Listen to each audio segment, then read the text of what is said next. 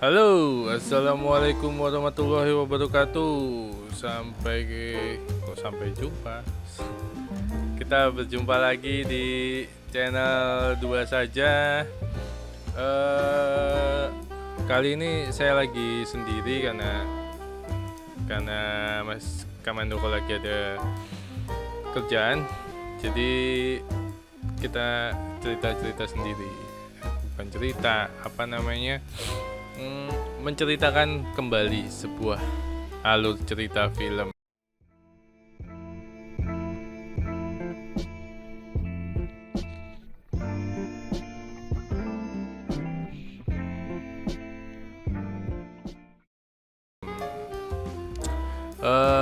Sebelum kita mulai, gimana kabarnya teman-teman? Mudah-mudahan selalu sehat,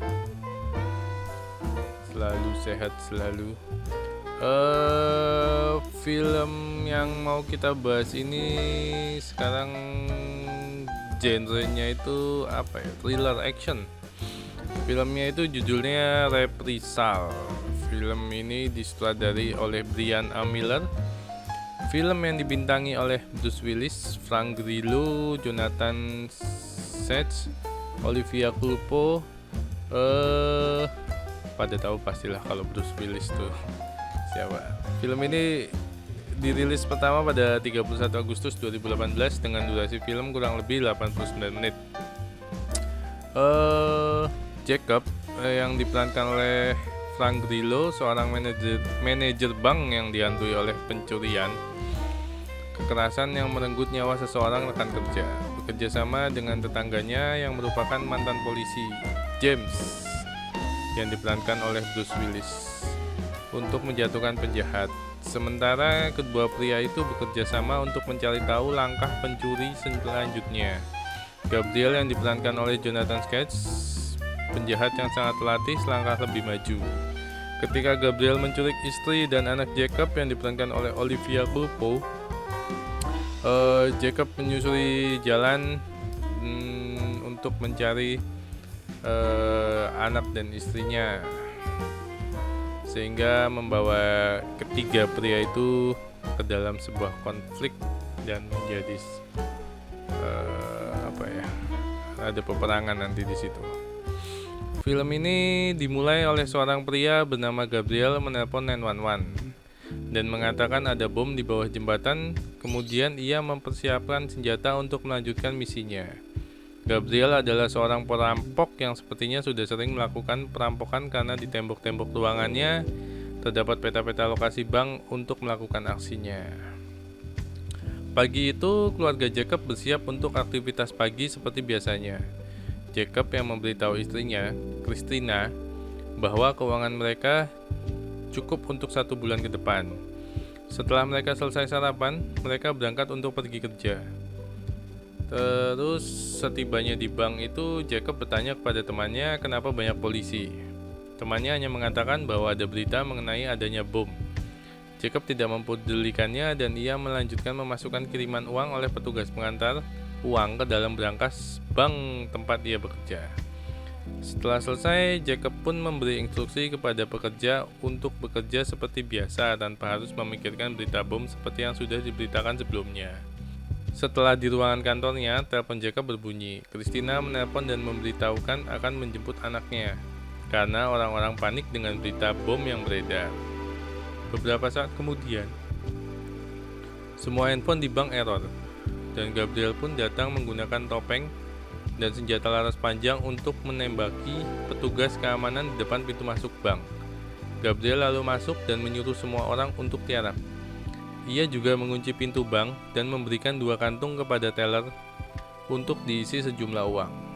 Tidak puas dengan uang yang diteller, ia membawa Jacob dan temannya untuk menuju brankas untuk mengambil lagi uang yang di brankas. Setelah itu, ia memberikan 2 buah kantung kepada Gabriel dan temannya untuk dibawa keluar dari bank.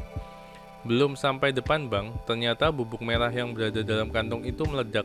Lalu polisi berdatangan, namun Gabriel sudah kabur dan tak terlihat. Wah, licin juga ini Gabriel. Jacob dibawa ke kantor polisi untuk dimintai keterangan, karena Jacob adalah manajer bank tempat terjadinya perampokan. Di kantor, detektif bernama Robert sedang mengobrol dengan agen bernama Field terkait perampokan. Lalu Christina bertanya tentang Jacob suaminya dan Robert hanya memberitahu untuk tetap menunggu sampai Jacob selesai dimintai keterangan.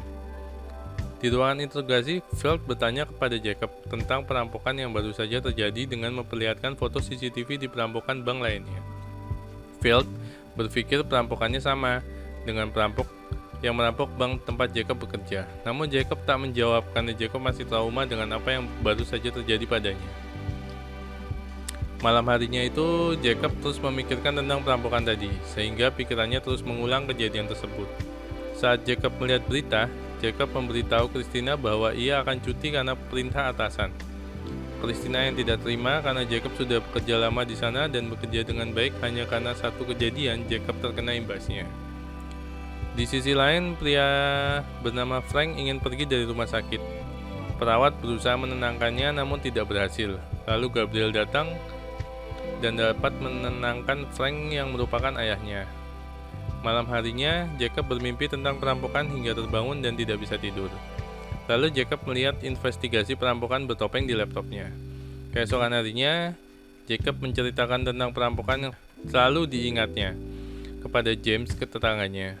Meski Jacob tak melihat wajahnya, Jacob sangat mengingat kunci baja besar yang digunakan perampok untuk mengunci pintu bank. James menunjukkan banyak jenis kunci di Google. Hingga akhirnya Jacob menunjuk satu buah kunci. Mereka terus membahas si perampok tentang kemana rute pelariannya. Di rumah Jacob terus mempelajari tentang perampokan tersebut. Christina mengingatkan Jacob untuk menjauhi Christina saat mengerjakan itu. Tiba-tiba penyakit Sofia kambuh. Untungnya Christina cepat memberikan suntikan hingga Sofia bisa kembali bernafas. Sementara itu, di tempat lain, Gabriel meretas sebuah berangkas kecil untuk mengambil sebuah benda perusak sinyal. James pun berpikir bahwa perampok itu sudah melarikan diri ke tempat yang jauh. Namun Jacob yakin bahwa perampoknya akan kembali karena ia mengincar uang bukan perhiasan. Sementara itu, di markasnya, Gabriel berlatih menembak dan mencoba alat peretas ponsel. James dan Jacob terus mencari di mana rute perampokan selanjutnya. Jacob berangkat ke beberapa tempat untuk mencari informasi. Jacob pun mencurigai ada seseorang yang sedang membuka pintu rolling di gedung terbengkalai. Karena sangat penasaran, Jacob memasuki gedung itu. Di dalam, Jacob melihat Gabriel akan berangkat menuju perampokan, dan Jacob melihat isi gedung tersebut bahwa banyak foto-foto dan rute perjalanan perampokan.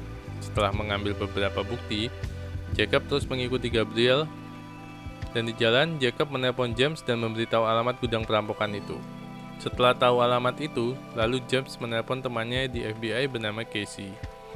Jacob masih terus mengikuti Gabriel yang dimana Gabriel sedang mengikuti truk lapis baja. Ketika Gabriel pergi ke arah yang berbeda, Jacob masih terus mengikuti truk lapis baja karena Jacob yakin bahwa nanti Gabriel akan tetap kembali ke truk tersebut. Ternyata benar saja, Gabriel sudah di sana menunggu truk itu lewat dan melempar bom digital untuk mematikan mesin truk.